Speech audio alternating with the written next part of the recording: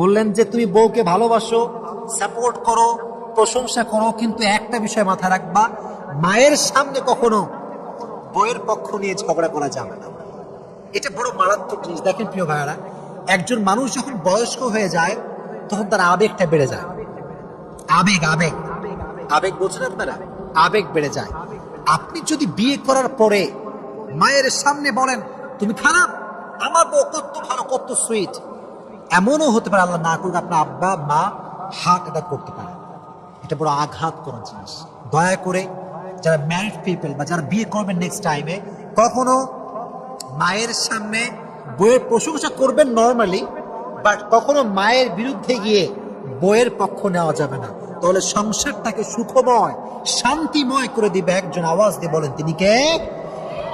দেখবেন মাঝে মাঝে এই মা বাবার সঙ্গে দ্বন্দ্ব করতে গিয়ে এটা ডিভোর্স পর্যন্ত করায়, তালাক পর্যন্ত করায়। আর মেয়েদের এই যে সমস্যা, শাশুড়িকে মা হিসেবে দেখতে পারে না, এরকম মেয়ে বাংলাদেশে আছে না নাই?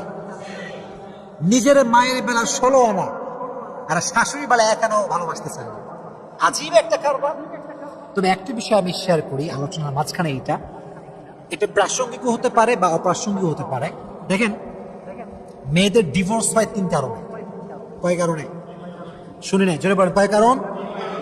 এক, যেই মেয়ে কথায় কথায় ঝগড়া করে, কথায় কথায় জেদ দেখায়, সেই মেয়ের সংসার বেশি দিন টেকে না। কিছু মেয়ে জেদি টাইপের আছে, এরকম মেয়ে যুবক ভাইরা আছে না নাই? খুব জেদি, যা বলবে ইয়ে মে করকে হি রহুঙ্গা, ইয়ে মুঝে করনা হি হ্যায়। এত জেদ, স্বামী কয় তোর 14 গোষ্ঠী সহ তালাক মারলাম, যা। জেদ, জেদ রাখা যাবে না। আমার বোনেরা, যারা আমাকে অনলাইনে শুনবেন, প্রিয় বোনেরা,